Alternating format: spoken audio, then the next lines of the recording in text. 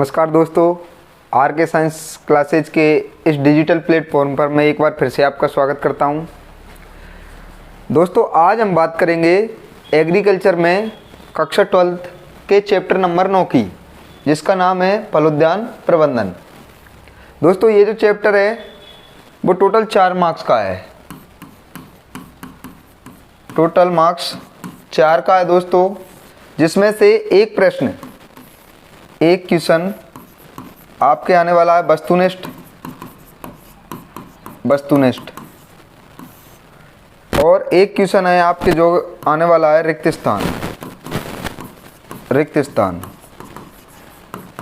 और दोस्तों, 2 क्वेश्चन आपके आएंगे यहाँ से, 2 क्वेश्चन आपके यहाँ से आएंगे लघुत्रात्मक, जो कि 1.5 मार्क्स के होंगे, 1.5 मार्क्स के। ऐसे करके दोस्तों ये आपके टोटल 4 नंबर का चैप्टर है। यानी कि एक प्रश्न जो है आपके, एक प्रश्न तो आएगा आपके वस्तुनिष्ठ और एक प्रश्न आपके आने वाला है रिक्त स्थान और 2 क्वेश्चन आपके आने वाले हैं लघुत्रात्मक, जो कि 1.5 नंबर के होंगे। तो 1.5 और 1.5 3 और एक, ऐसे करके दोस्तों ये 1 हो गया और दोस्तों ये आपके 3 मार्क्स हो गए। ऐसे करके टोटल हो जाएंगे आपके 4 मार्क्स। ठीक है दोस्तों, तो हम सबसे पहले बात करेंगे आपके वस्तुनिष्ठ प्रश्नों की, जो कि आपके आधे नंबर का एक क्वेश्चन आने वाला है। ठीक है दोस्तों, सबसे पहला जो हमारा प्रश्न है, वायुरोधी वृक्ष किस दिशा में लगाते हैं।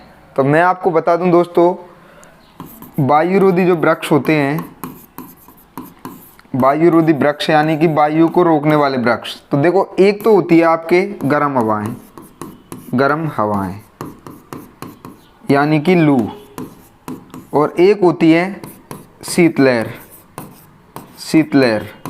यानी कि ठंडी हवाएं।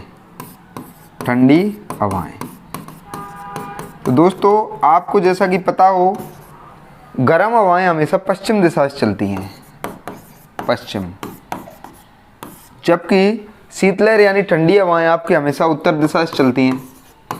तो दोस्तों यहाँ पे थोड़ा सा ध्यान रखना आप, वायुरोधी वृक्ष हमेशा किस दिशा में लगाते हैं, पूरब पश्चिम, उत्तर पश्चिम, दक्षिण पूरब, उत्तर दक्षिण। तो मैंने जैसा कि आपको बताया है कि वायुरोधी वृक्ष यानी वायु को रोकने वाले वृक्ष हमेशा उत्तर और पश्चिम, यानी कि अगर आपकी ठंडी हवाएं हैं तो उत्तर और गर्म हवाएं हैं तो पश्चिम, यानी हमारा यहाँ राइट आंसर हो जाएगा उत्तर पश्चिम। यहाँ हमारा राइट आंसर हो जाएगा ये हमारा यहाँ राइट आंसर हो जाएगा। और अगर आपसे पूछा जाए सिंगल प्रश्न, जैसे कि मैं आपको बता दूं, ये हमारा राइट आंसर हो गया। अगर आपसे पूछा जाए हमेशा कि ठंडी हवाओं को रोकने के लिए हमेशा किस दिशा में वायुरोधी वृक्ष लगाते हैं, तो आपको ध्यान रखना है उत्तर दिशा। और गर्म हवाओं को रोकने के लिए हमेशा वायुरोधी वृक्ष किस दिशा में लगाते हैं, पश्चिम दिशा में। और पूछ ले कि वायुरोधी वृक्ष किस दिशा में लगाते हैं, तो दोनों उत्तर हमारे सही हो जाएंगे। उत्तर पश्चिम दिशा में हम वायुरोधी वृक्ष लगाते हैं। दोस्तों, आपसे वायुरोधी वृक्ष का एग्जाम्पल भी पूछ सकता है, तो आपको एग्जाम्पल याद रखने हैं, नीम, शीशम, खेजड़ी, बबूल, ये आपको दोस्तों वायुरोधी वृक्षों के नाम याद रखने हैं। ठीक है, आगे चलते हैं अगले प्रश्न की ओर।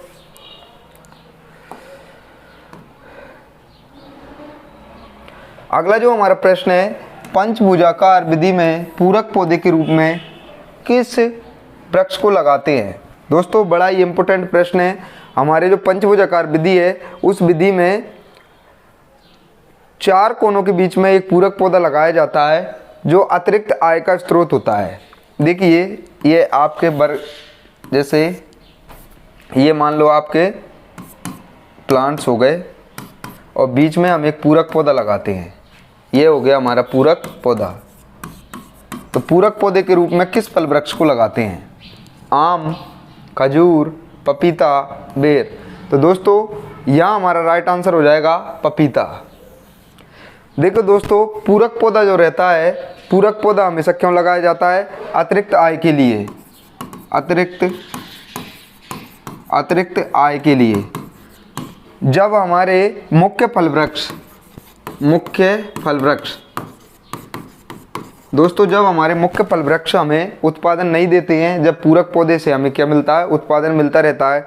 जैसे ही हमारे मुख्य फल वृक्ष फलन करने लग जाते हैं, उसके बाद हम पूरक पौधे को क्या करते हैं दोस्तों? हटा देते हैं। तो हमेशा पूरक पौधा जल्दी फल देने वाला होना चाहिए, यानी कि लगाने के बाद फल 1 या 2 महीने की अवधि के बाद फल देने लग जाए, ऐसा पूरक पौधा होना चाहिए, जो कि अतिरिक्त आय का क्या होता है दोस्तों? स्रोत होता है। अगर यहाँ पपीता के अलावा मैं अन्य एग्जाम्पलों की बात करूँ तो आपको पालसा याद रखना है। क्या याद रखना है दोस्तों? पालसा। पपीता और पालसा दोनों पूरक पौधे के रूप में काम में लेते हैं। और एक आपको केला याद रखना है दोस्तों, केला। ठीक है, तो पंचभुजाकार में पूरक पौधे के रूप में हम पपीते को लगाते हैं, तो ये हमारा राइट आंसर पपीता हो जाएगा। चलते हैं अगले प्रश्न की ओर। पॉलिनाइजर्स क्या है या पॉलिनाइजर्स है? तो देखो, कीट, रोग, फल वृक्ष, वायुरोधी वृक्ष। दोस्तों, पॉलिनाइजर्स क्या होता है? एक प्रकार का फल वृक्ष होता है। और पॉलिनाइजर्स हम क्यों लगाते हैं? तो पॉलिनाइजर्स लगाते हैं हम परागण हेतु। पॉलिनाइजर्स इसलिए लगाते हैं ताकि जल्दी से जल्दी क्या हो जाए दोस्तों? परागण हो जाए और हमारे जो है फल हैं जो कि फल देने लग जाएं। ठीक है दोस्तों, इम्पोर्टेंट प्रश्न है। पॉलिनाइजर्स एक प्रकार का क्या है दोस्तों? फल वृक्ष है। आगे चलते हैं। जड़ उत्पत्ति वाला हार्मोन है दोस्तों, इम्पोर्टेंट प्रश्न है, वेरी वेरी इंपोर्टेंट है। जड़ उत्पत्ति वाला यानी कि कौन सा हार्मोन जो है आपके जड़ों की उत्पत्ति करता है या तुरंत जड़ पुटान के लिए आवश्यक है? MH, GA3, IVA, IA। तो दोस्तों मैं आपको बता दूं, MH क्या काम आता है? प्याज में अंकुरण रोकने हेतु। जबकि GA3 किस काम आता है? फलों का आकार बढ़ाने के लिए। ठीक है, IVA ये जड़ पुटान हेतु आवश्यक हार्मोन है, जबकि A फलों को गिरने के रोकने के लिए काम में आता है। तो दोस्तों यहाँ हमारा राइट आंसर जो हो जाएगा वो क्या हो जाएगा? IVA हो जाएगा। ठीक है, थोड़ा सा आप ध्यान रखें, बड़ा ही इंपॉर्टेंट प्रश्न है। आगे चलते हैं। अगला जो प्रश्न है, फलों को पकाने हेतु हार्मोन कौन सा काम में लेते हैं? तो दोस्तों जिब्रेलिन, ऑक्जिन, इथाइलिन, साइटोकाइनिन। तो दोस्तों फलों को पकाने के लिए हमेशा इथाइलिन हार्मोन को क्या करते हैं? काम में लेते हैं। और इथाइलिन भी 2 रूप में काम में लिया जाता है दोस्तों, एक तो गैस के रूप में और एक लेते हैं दोस्तों द्रव के रूप में। गैस के रूप में इथेफॉन को काम में लेते हैं दोस्तों, इथेफॉन। जबकि इथ्रेल को किसके रूप में काम में लेते हैं दोस्तों? द्रव के रूप में काम में लेते हैं। थोड़ा सा आप ध्यान रखें। चलते हैं आगे अगले प्रश्न की ओर। अगला जो हमारा प्रश्न है, बाग लगाने की किस विधि में सर्वाधिक स्थायी पौधे लगते हैं? दोस्तों इम्पोर्टेंट प्रश्न है कि बाग लगाने की जो आपकी विधियां हैं, वर्गाकार, आयताकार, पंचभुजाकार, षटभुजाकार, इन विधियों में से किस विधि में सर्वाधिक स्थायी पौधे लगते हैं? दोस्तों ये बड़ा कंफ्यूज करने वाला प्रश्न है, स्थायी पौधे। दोस्तों मैं आपसे बात करूं, देखो बाग लगाने की पंचभुजाकार विधि जो है उसमें वर्गाकार विधि की तुलना में 81% अधिक पौधे लगते हैं। लेकिन दोस्तों मैंने अभी आपको बताया था कि उस विधि में पूरक पौधे को हटा दिया जाता है जब मुख्य पौधे आपके फल देने लग जाते हैं। तो षटभुजाकार जो विधि है आपकी, षटभुजाकार, इस विधि में वर्गाकार विधि की तुलना में 15% पौधे अधिक लगते हैं। जबकि पंचभुजाकार विधि में वर्गाकार विधि की तुलना में 81% पौधे अधिक लगते हैं। लेकिन दोस्तों हुआ क्या, पंचभुजाकार विधि में हम पूरक पौधे को हटा देते हैं, इसीलिए बाग लगाने की विधि सर्वाधिक स्थायी पौधे लगते हैं वो हो जाएगी हमारे षटभुजाकार। तो यहाँ हमारा राइट आंसर जो हो जाएगा दोस्तों षटभुजाकार। दोस्तों मैं फिर भी आपसे एक बार कह रहा हूँ कि आप इस प्रश्न में कंफ्यूज मत होना। मैं एक बार फिर से समझा देता हूँ। आपके जो पंचभुजाकार जो विधि है, इस विधि में ये आपके जो पूरक पौधा है, पूरक पौधा, और ये आपके स्थायी पौधा है, स्थायी पौधा। तो दोस्तों इस विधि में 81% पौधे अधिक लगते हैं, ये हो जाएगी पंचभुजाकार। जबकि षटभुजाकार विधि में 15% पौधे अधिक लगते हैं, परंतु जब स्थायी पौधा फलन देने लग जाता है उसके बाद पूरक पौधे को दोस्तों हम यहाँ से क्या कर देते हैं, हटा देते हैं। इस कारण ये सर्वाधिक स्थायी पौधे लगाने की विधि नहीं है। ये ऐसे कह सकता हूँ मैं कि किस विधि में सर्वाधिक अस्थायी पौधे लगते हैं, तो वो हो जाएगी पंचभुजाकार। जबकि सर्वाधिक स्थायी पौधे किस विधि में लगते हैं, तो यहाँ हमारा राइट आंसर हो जाएगा षटभुजाकार। ठीक है दोस्तों, आगे चलते हैं। प्याज के भंडारण में अंकुरण को रोकने हेतु उपयुक्त हार्मोन है। तो दोस्तों मैंने अभी कुछ देर पहले आपको बताया था, ये प्रश्न बोर्ड में कई बार आ भी चुका है, हो सकता है इस बार फिर से रिपीट हो जाए। तो दोस्तों जो प्याज का भंडारण में अंकुरण को रोकने के लिए MH, GA3, IBA, IA। तो दोस्तों आपको पता है कि प्याज के भंडारण में अंकुरण को रोकने के लिए MH हार्मोन को काम में लेते हैं, जिसका पूरा नाम है maleic hydrazide. Maleic hydrazide, maleic hydrazide. बड़ा इंपॉर्टेंट प्रश्न है दोस्तों, ये बड़ा ही इंपॉर्टेंट प्रश्न है। तो प्याज में जैसे प्याज हम कहीं किसी जगह पर रख देते हैं तो उसमें से आपको पता है पीछे से ग्रोथ होने लग जाती है, यानी कि अंकुरण हो जाता है। तो उसे रोकने के लिए काम में हम MH हार्मोन को लेते हैं। आगे चलते हैं दोस्तों। अगला जो हमारा प्रश्न है ये बोर्ड 2022 का प्रश्न है दोस्तों, बोर्ड 2022। पपीता में पौधरोपण का अंतर है। दोस्तों आपको याद रखना है, मैंने आपको 3 प्रकार के फल वृक्ष बताए थे। जैसा कि आप जानते हो कि फल वृक्ष 3 प्रकार के होते हैं, बड़े आकार के, मध्यम आकार के और छोटे आकार के। और आपको पता भी होगा कि रोपण दूरी जैसे 10 × 10 मीटर रखते हैं, मध्यम का लगभग 6 × 6 मीटर रखते हैं और इनका लगभग 3 × 3 मीटर रखी जाती है। थोड़ा सा आप ध्यान रखना। तो पपीता एक छोटे प्रकार का फल वृक्ष है दोस्तों। तो क्या 3 × 3, 5 × 5, 8 × 8, 10 × 10। तो दोस्तों यहाँ हमारा राइट आंसर हो जाएगा 3 × 3। पपीते में रोपण दूरी हमेशा कितनी रखते हैं, 3 × 3। 5 की अगर मैं बात करूँ दोस्तों तो आपको थोड़ा सा ध्यान रखना है। अनार 5 या 6 रखते हैं, अनार की 5 भी या 6 हो तो 6 भी हम रख सकते हैं। 8 किसकी रखते हैं दोस्तों, 8 रखते हैं बेर की। और 10 हो जाएगा आपका आम और आंवला। तो दोस्तों ये प्रश्न आ चुका है, तो यहाँ पे पपीते की रोपण दूरी हो जाएगी 3 × 3। दोस्तों एक चीज़ और मैं आपको बता दूं कि पूसा नन्ना पपीते की सबसे बोनी किस्म है।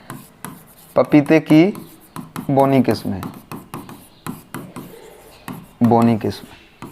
और इसकी रोपण दूरी हम रखते हैं 1.8 × 1.8 मीटर। ये बड़ा ही इम्पोर्टेंट है, 5 स्टार कर लें आप, थोड़ा सा ध्यान रखना। और उसके बाद मैं एक और बता दूं आपको, ये तो फर्स्ट हो गया। सेकंड,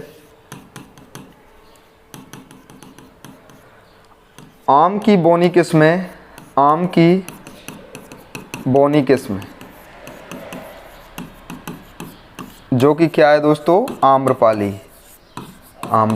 थोड़ा सा आप इन दोनों का ध्यान रखें। चलते हैं आगे। प्रोटोगाइनी संबंधित है। दोस्तों प्रोटोगाइनी किससे संबंधित है? पुष्प से, जड़ से, तना से, पत्ती से। तो दोस्तों आपको पता ही है दो चीज़ें होती हैं, एक तो होती है प्रोटोगाइनी, प्रोटोगाइनी, और एक होती है दोस्तों प्रोटोएंड्री, प्रोटोएंड्री। मैं आपको थोड़ा सा बता दूं, ये बड़ा ही इम्पोर्टेंट है। प्रोटोगाइनी का मतलब होता है मादा पुष्प का पहले परिपक्व होना, पहले, या ऐसे कह सकता हूं मैं, मादा पुष्प का नर पुष्प से पहले परिपक्व होना, जबकि प्रोटोएंड्री क्या होता है? नर पुष्प का मादा पुष्प से पहले परिपक्व होना। तो दोस्तों मैंने आंसर आपको यहाँ बता दिया है, यानी कि ये किससे संबंधित हो जाएगी? पुष्प से। तो प्रोटोगाइनी किससे संबंधित है? पुष्प से। ये बड़ा ही इंपॉर्टेंट है दोस्तों, आप इसे पढ़ें। प्रोटोगाइनी और प्रोटोएंड्री की परिभाषा मैंने आपको बता दी। प्रोटोगाइनी में नर से पहले मादा परिपक्व होती है और प्रोटोएंड्री में नर पहले परिपक्व होता है। ठीक है दोस्तों, आगे चलते हैं। दोस्तों अंतिम हमारा जो प्रश्न है, किस फल वृक्ष में कांट छांट अति आवश्यक है? दोस्तों ये प्रश्न भी इम्पोर्टेंट है। देखो हमारे सिलेबस में 10-11 फल वृक्ष दे रखे हैं। उन सारे फल वृक्षों की मैं अगर बात करूं तो उनमें सबसे ज़्यादा कांट छांट की आवश्यकता किसे होती है? तो देखो दोस्तों, आम में, खजूर में, बेर में, अनार में। तो दोस्तों आपको पता है कि बेर एक झाड़ीनुमा फल वृक्ष है, यानी कि बेर एक झाड़ी का रूप ले लेता है। तो बेर का जो फल वृक्ष है उसमें सबसे ज़्यादा कांट छांट की क्या होती है दोस्तों? आवश्यकता होती है। ठीक है, तो यहाँ हमारा राइट आंसर हो जाएगा बेर में। चलते हैं दोस्तों, ये थे आपके ऑब्जेक्टिव प्रश्न। 10 प्रश्न है दोस्तों, एक प्रश्न आपका यहाँ से आने वाला है, तो आप थोड़ा सा ध्यान रखें। जड़ उत्पत्ति वाला हार्मोन और प्याज के भंडारण में अंकुरण को रोकने वाला हार्मोन, बड़ा ही इंपॉर्टेंट प्रश्न है। ठीक है, अब मैं बात करता हूँ रिक्त स्थान प्रश्नों की।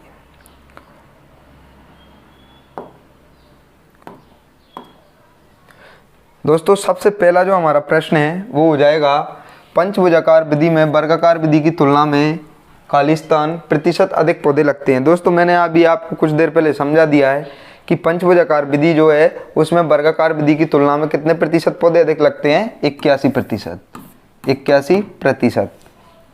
जबकि षटभुजाकार विधि में वर्गाकार विधि की तुलना में कितने प्रतिशत अधिक पौधे लगते हैं?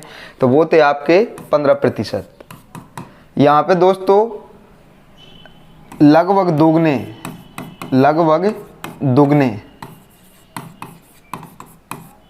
ये भी आंसर आ सकता है, लेकिन यहाँ आप वहाँ पे क्योंकि लास्ट में क्या दे रखा है दोस्तों? प्रतिशत दे रखा है, इसलिए आपको प्रतिशत में लिखना है। ठीक है, उसके बाद तीसरा जो हमारा प्रश्न है, अत्यधिक गर्म हवा। तो मैंने अभी कुछ देर पहले आपको बताई थी, अत्यधिक गर्म हवा को दोस्तों हम क्या कहते हैं? लू कहलाती है। क्या कहलाती है? लू कहलाती है। जबकि ठंडी हवाओं को क्या कहते हैं दोस्तों? शीतलहर कहा जाता है। पाले से बचाव हेतु, इंपॉर्टेंट प्रश्न है दोस्तों, पाले से बचाव हेतु खालिस्तान का 0.1% छिड़काव करते हैं। तो दोस्तों आपको पता है H2SO4, या इसका राइट आंसर हो जाएगा गंधक। एक ही बात है दोस्तों। तो पाले से बचाव के लिए 0.1% H2SO4 का या 0.1% गंधक का छिड़काव किया जाता है। पौधे हमेशा ही लगाए जाते हैं। तो दोस्तों ये बड़ा ही कंफ्यूज करने वाला प्रश्न है, आप थोड़ा सा ध्यान रखें, प्रश्न को ढंग से पढ़ें। पौधे हमेशा खालिस्तान ही लगाए जाते हैं। तो यहाँ पूछा गया है दोस्तों कि पौधे हमेशा कब लगाए जाते हैं? तो पौधे हमेशा दोस्तों सायंकाल ही लगाए जाते हैं, सायंकाल। इसका भी कारण है दोस्तों, पौधों को हमेशा शाम के समय इसलिए लगाया जाता है क्योंकि रात के समय हमारा जो तापमान रहता है वो कम हो जाता है, जिसके कारण पौधे को लगाने के बाद ज़्यादा परेशानी नहीं आती। क्योंकि अगर हम सुबह के समय किसी पौधे को लगाते हैं तो दिन के समय सूर्य का तेज प्रकाश के कारण पौधा मुरझा जाता है और हो सकता है पौधा सूख भी जाए। इसलिए पौधे हमेशा सायंकाली लगाने चाहिए। अगला जो प्रश्न है, बाग में सिंचाई की कौन सी विधि उपयुक्त रहती है? इम्पोर्टेंट है प्रश्न ये भी दोस्तों। बाग में हमेशा सिंचाई की कौन सी विधि उपयुक्त रहती है? तो आपको पता ही है, बूंद बूंद। बाग में हमेशा दोस्तों बूंद बूंद विधि उपयुक्त रहती है, क्योंकि बूंद बूंद विधि में बूंद बूंद करके जल जड़ क्षेत्र में गिरता है। खालिस्तान शुष्क एवं गर्म जलवायु का फल वृक्ष है। तो दोस्तों बेर शुष्क एवं गर्म जलवायु का क्या है दोस्तों? फल वृक्ष है। थार का सेब। 2,4-D इंपॉर्टेंट प्रश्न है दोस्तों। हमें हमेशा पता रहता है कि 2,4-D क्या है? एक प्रकार का खरपतवारनाशी। नहीं दोस्तों, 2,4-D एक प्रकार का खरपतवारनाशी नहीं है। 2,4-D एक प्रकार का क्या है दोस्तों? कवकनाशी है। कवकनाशी है। तो ये हो जाएगा दोस्तों कवकनाशी।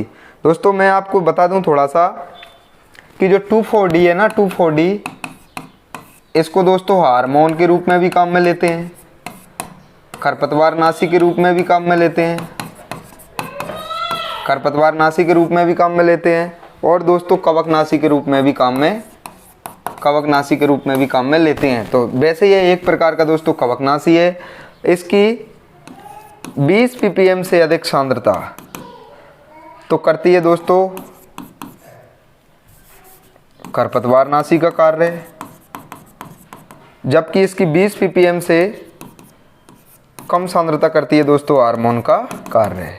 ठीक है, तो दोस्तों ये थे आपके रिक्त स्थान वाले प्रश्न। तो अब हम बात करेंगे जो आपके 2 प्रश्न आने वाले हैं दोस्तों लघुत्तरात्मक, जो कि 1.5 नंबर के आपके आने वाले हैं। तो अब हम बात करेंगे लघुत्तरात्मक प्रश्नों की। बाग लगाने की पंचभुजाकार विधि को समझाइए। तो दोस्तों मैंने आपको बता ही दिया था, बाग लगाने की पंचभुजाकार विधि में ये वर्गाकार विधि के जैसे ही है, वर्गाकार विधि के समान इसमें 4 कोनों पर 4 फल वृक्ष लगाए जाते हैं तथा बीच में एक क्या लगाते हैं दोस्तों? पूरक पौधा लगाते हैं। इस विधि में वर्गाकार विधि की तुलना में 81% पौधे जो हैं अधिक लगते हैं। 81% पौधे क्या लगते हैं दोस्तों? अधिक लगते हैं। पूरक पौधे के रूप में दोस्तों पपीता, पालसा को काम में लिया जाता है या केला को काम में लिया जाता है। दोस्तों जैसे ही आपका जो मुख्य पौधा है या स्थायी पौधा है वो फलन करने लग जाता है, उसके बाद पूरक पौधे को दोस्तों उखाड़ कर बाहर फेंक दिया जाता है। पूरक पौधा लगाते क्यों है दोस्तों? क्यों लगाते हैं? तो दोस्तों इसे लगाते हैं, ये अतिरिक्त आय का स्रोत होता है। इससे क्या है, जब तक स्थायी पौधों से दोस्तों फलन नहीं होता, जब तक इससे हमें क्या अलग से आय प्राप्त होती रहती है।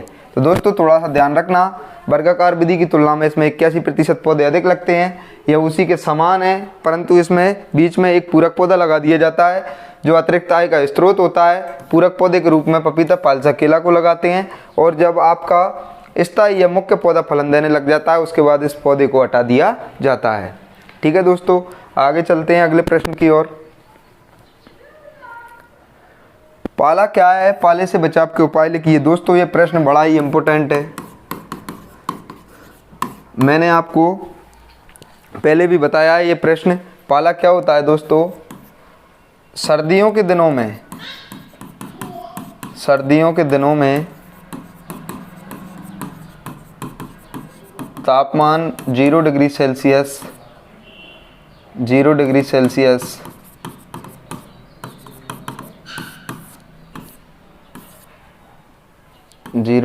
सेल्सियस से नीचे आ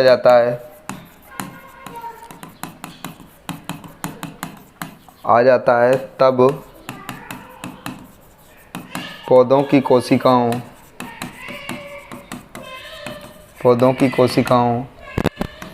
में उपस्थित जल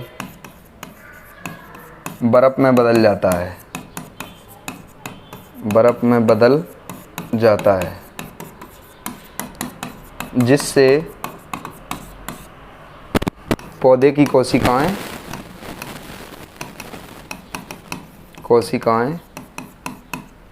फट जाती हैं। फट जाती हैं, जिसे हम क्या कहते हैं दोस्तों, पाला कहते हैं। बड़ा ही इंपॉर्टेंट प्रश्न है कि सर्दियों के दिनों में जब तापमान 0 डिग्री सेल्सियस से नीचे आ जाता है तो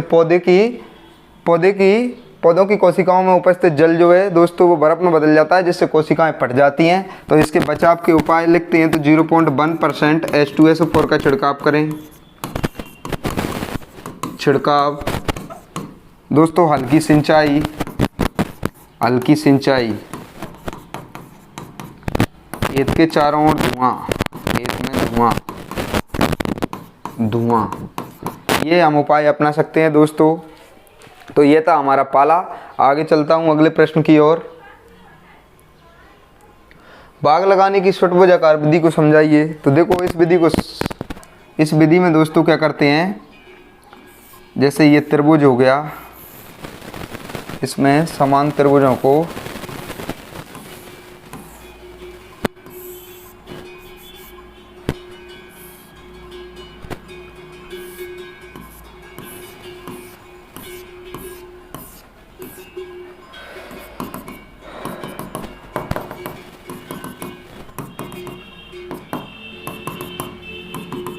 ये दोस्तों इसका डायग्राम हो जाएगा।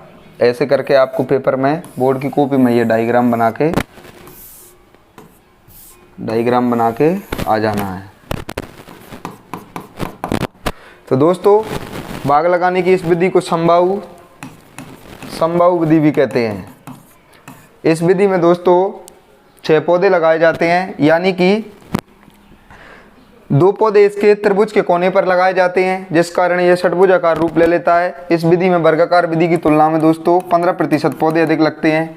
सर्वाधिक स्थायी पौधे लगते हैं, सर्वाधिक स्थायी पौधे लगाने की विधि है। और दोस्तों इस विधि में 6 पौधे होने के कारण बाग अत्यधिक सघन हो जाता है, जिसके कारण कृषि क्रियाओं में दिक्कत आती है। ठीक है दोस्तों, तो आप बाग लगाने की पंचभुजाकार और षटभुजाकार विधि को पढ़ के जाएं। ठीक है, आगे चलता हूँ।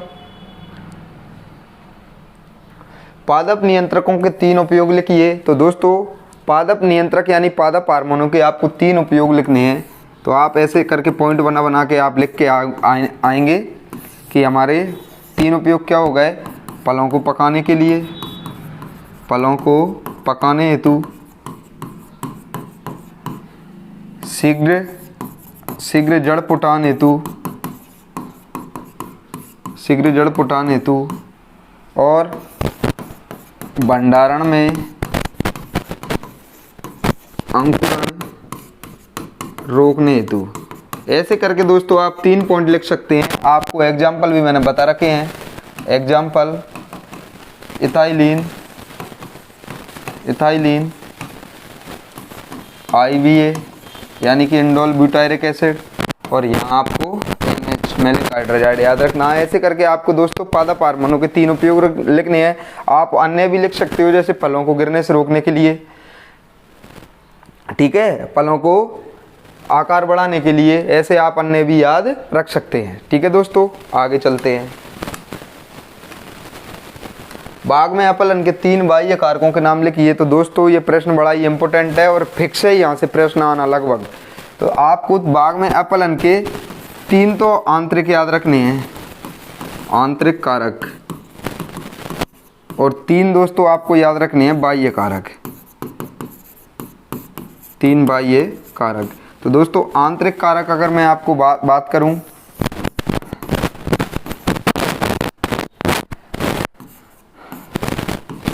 आंतरिक कारकों की मैं बात करूं तो आप लिख सकते हो संक्रीकरण, स्वयंबद्धता, पोषक तत्वों की कमी, और लिख सकते हो आप पराग का उर्वर न होना। आप दोस्तों इनके अंदर भी लिख सकते हो, और बाह्य कारक में लिख दोगे आप सिंचाई, रोग व कीट, खरपतवार, निराई गुड़ाई, ये सब आपके क्या हो जाएंगे दोस्तों, अपलन के 3 बाह्य कारकों के नाम। तो ये तो बाह्य कारक हो गए दोस्तों आपके, और ये आंतरिक हो गए। यहाँ से ये प्रश्न लगभग फिक्स है दोस्तों, या तो 3 आंतरिक कारक पूछेगा या 3 बाह्य कारक पूछेगा। ठीक है, चलते हैं आगे अगले प्रश्न की ओर। पौध लगाते समय रखी जाने वाली सावधानियाँ। तो दोस्तों पौध लगाते समय आप क्या क्या सावधानियाँ रखोगे, जैसे कि आपको पता है सायकाल लगाते हैं, सायकाल, पिंड नहीं टूटना चाहिए,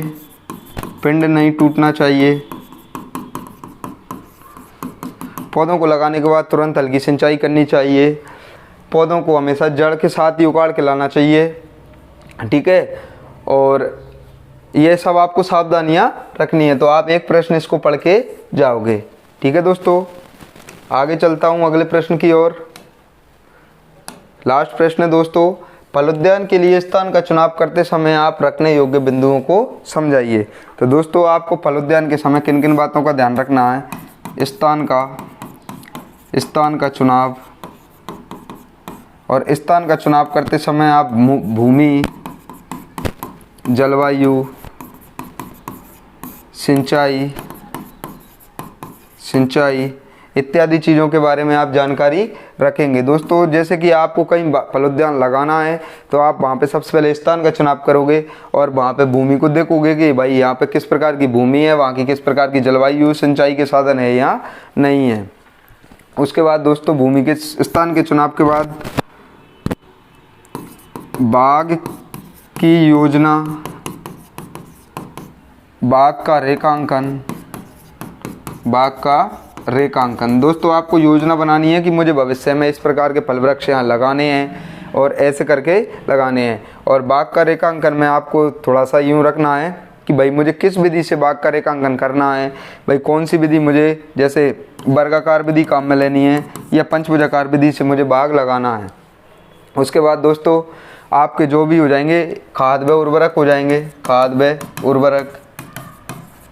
उसके बाद आपके पादप हार्मोन हो जाएंगे, पादप हार्मोन। इन सब चीज़ों को आपको थोड़ा सा ध्यान में रखना है। तो दोस्तों ये आपके 9 पार्ट के जो भी इम्पोर्टेंट प्रश्न थे वो मैंने पूरे करवा दिए हैं। उसके बाद आप थोड़ा सा अच्छे से पढ़ के जाएं इन प्रश्नों को। और अब हम आगे बात करेंगे आपके चैप्टर 10 की। तो मिलते हैं दोस्तों अगली वीडियो में। धन्यवाद।